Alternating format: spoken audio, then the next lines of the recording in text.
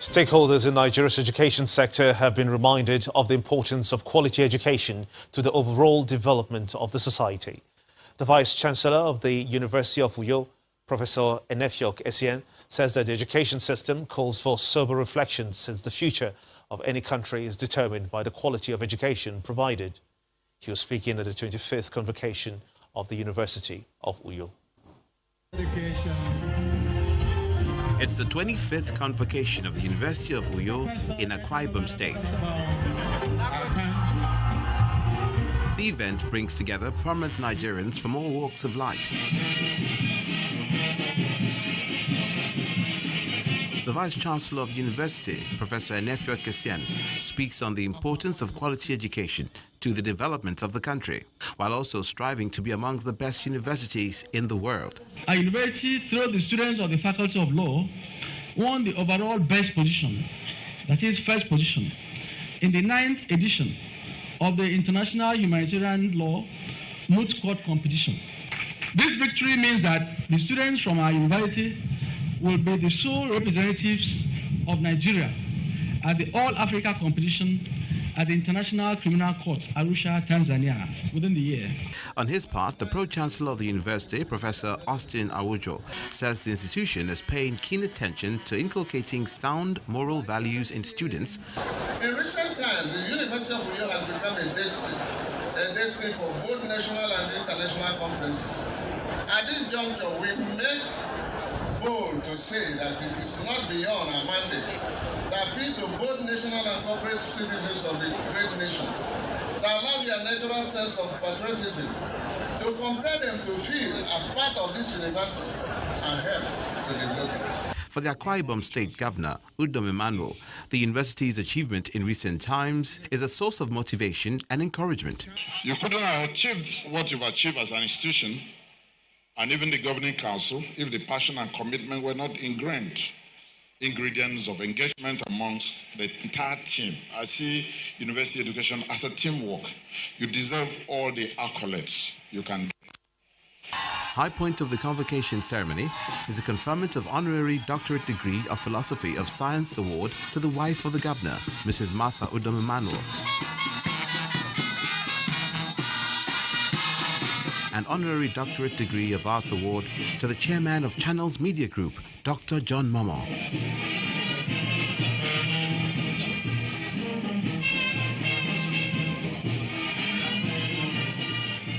One of the things I most appreciate about this award is that it has made me pause and reflect and think about the lessons I've learned through my entrepreneurial journey thus far. Lessons that have become integral to my daily work at Channels TV.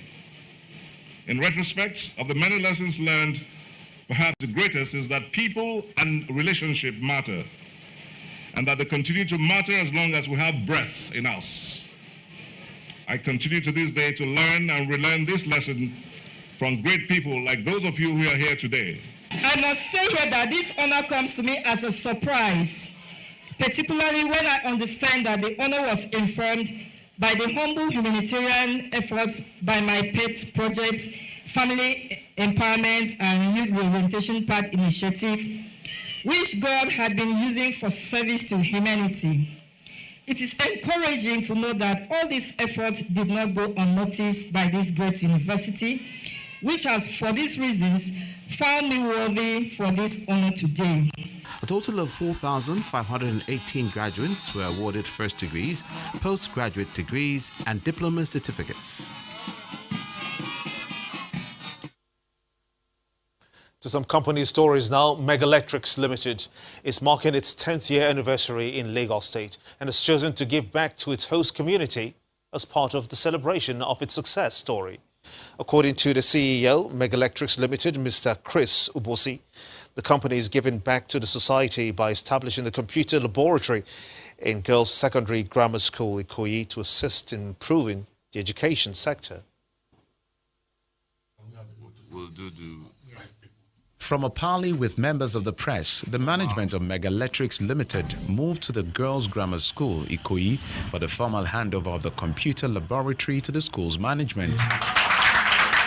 The staff and students of the school are here to receive the visitors for the presentation of 10 computers, among other items.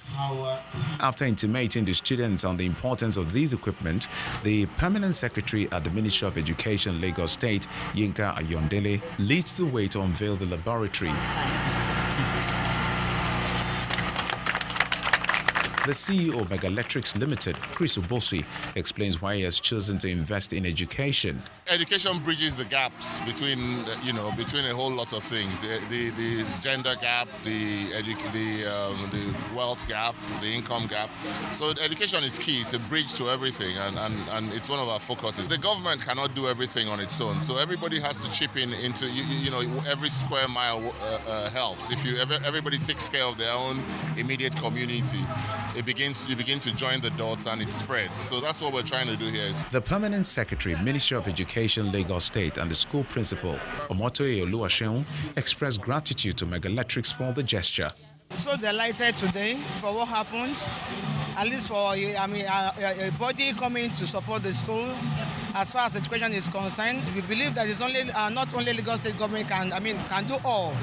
A gesture like this, supporting technology in school, supporting technology in our education, is a welcome development.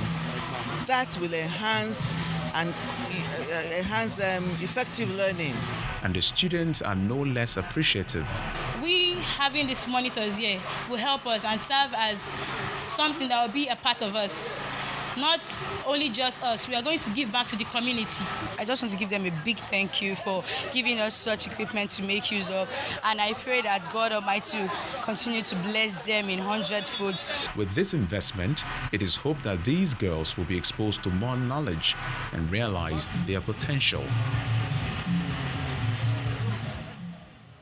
The Bank of Industry has decried the increased cost of food imports to Africa to the tune of $40 billion in 2018, with Nigeria accounting for a substantial part. To address this challenge, resource persons at the 2019 Bank of Industry Customers Forum held in Makurdi, the Benue State capital, have advocated for empowering local farmers with indigenous off-takers and improved agri-financing. Participants at the 2019 Bank of Industry Customer Forum are treated to the intriguing cat dance, which reflects Benue State's rich culture and agriculture. However, the agriculture is facing several challenges, and post-harvest losses are identified as a major distress faced by farmers in the state. The phenomenon over the years in Benue State has been post-harvest losses of the varieties of our agri products, and I strongly believe that this forum is appropriate, considering His Excellency Governor Samuel Otom's administration's openness to partner with investors to reduce the wastages of our products like yams, oranges, vegetables, among other things. Some of the challenges lead to high cost of food imports, running to as much as $40 billion. One of the bank's resource person offers a solution. We help to connect farmers with three major things. One would be access to finance. Many agro-businesses are realigning strategies to attract more funding from the bank, with over 1.5 billion naira being disbursed in Benue State. It's a 2 billion naira fund where the Bank of Industry provided 1 billion and Benue State also provided 1 billion. Before now, our total exposure as a bank to small and medium enterprises in Benue State was less than 100 million naira. But with the partnership, it has significantly improved the deal flow or the number of projects that could access funding from Benue State. Besides the challenges and solutions discussed at the forum, food processors and agro-allied dealers showcased their products from BoI-funded investments at an exhibition, indicating that there is indeed light at the end of the tunnel. One of the world's leading technology companies, Apple, has launched its latest family edition into the Nigerian market. According to Apple, the iPhone 11 series, which includes the iPhone 11, iPhone 11 Pro and iPhone 11 Pro Max, offers users a performance that is second to none. Colorful, powerful, and essential. Those are the main attributes of the latest iPhones from the Apple family.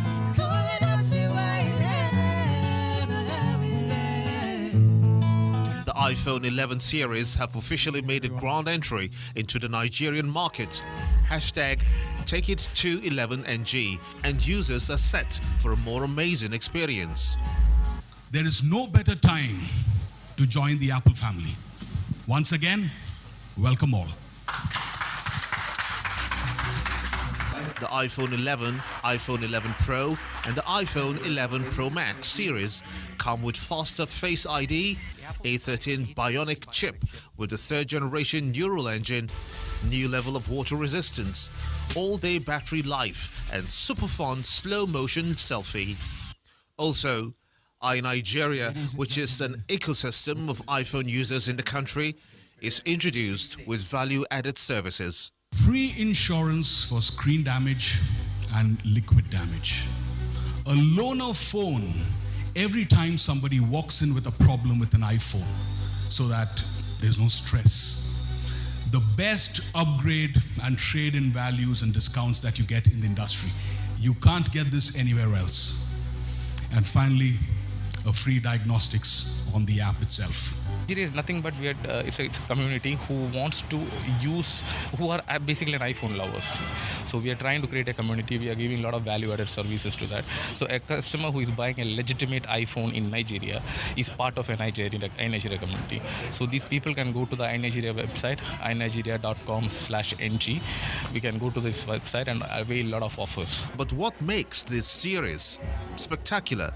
The thing about the iPhone is the seamless integration of the hardware and software, unlike the other phones, which is like other phones are forced fitted together, the hardware and the software, but here the hardware is built for the software, and the software is built for the hardware. According to the Apple family, the iPhone 11 has just the right amount of everything.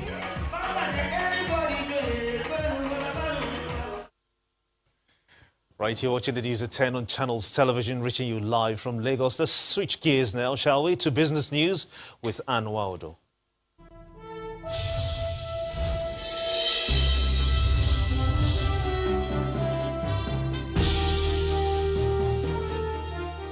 Thank you, Gimba. Welcome to Business News. The African Development Bank, the AFDB, plans to pay more attention to fragile states and regional integration to achieve a successful African continental free trade area.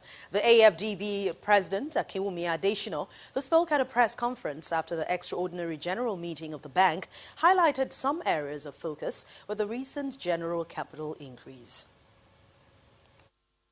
Ask us to do more in fragile states, because you cannot integrate fragile states, you can only integrate resilient economies.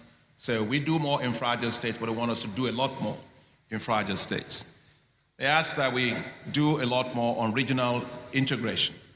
Obviously, we are doing a lot in that because that's a comparative advantage that we have, but they want us to do a lot more in part to regional infrastructure that will allow us to be able to do our continental free trade area, make it a success. The issue of gender came up, and as you can see, we are pretty much gender balanced on this panel. You know, that the bank should continue its work to do more for women and also for the youth was another priority that I mentioned. Of course, the issue of governance, sustainability of debt management, it's one of the things in terms of policy dialogue that the bank will continue to engage in. We do that normally. Well, all is now set for the acquisition of the entire issue and fully paid ordinary shares of Dangote Flour Mills PLC as a commodity giant confirms readiness to pay off its shareholders. In a notice to the stock exchange, shareholders of the issued and fully paid up 4.9 billion ordinary shares as of October the 31st, 2019 will be entitled to receive 24 naira per share in cash for each scheme of shares held. With the naira consideration funded and the registrar notified, the scheme consideration is expected to be payable within 4 business days of the transfer. Dangote Flour Mill is expected to be delisted from the NSE as 6 of the directors have now resigned from the board, with 4 new replacements effective November the 1st, 2019. And as an unimpressive earnings season came to a close this week, the Nigerian equities market has extended losses, with the all-share index declining by 0.2% week-on-week to 26,293.3 points. Analyzing the sectors, the consumer goods and banking indices closed in the red by 0.7%. and 0.6% each on the flip side. The oil and gas gained 5.0%, while industrial goods added 1.1%, and the insurance was up 0.3%. A total turnover of 1.5 billion shares worth 16.1 billion naira was traded in 15,544 deals this week by investors on the floor of the exchange, and that's in contrast to a total of 2.05 billion, which was traded in last week's session. And that's business news for this week. Thank you so much for watching. Enjoy the rest of the weekend. I'm Anne Nwaudu. Back to you, Gimba.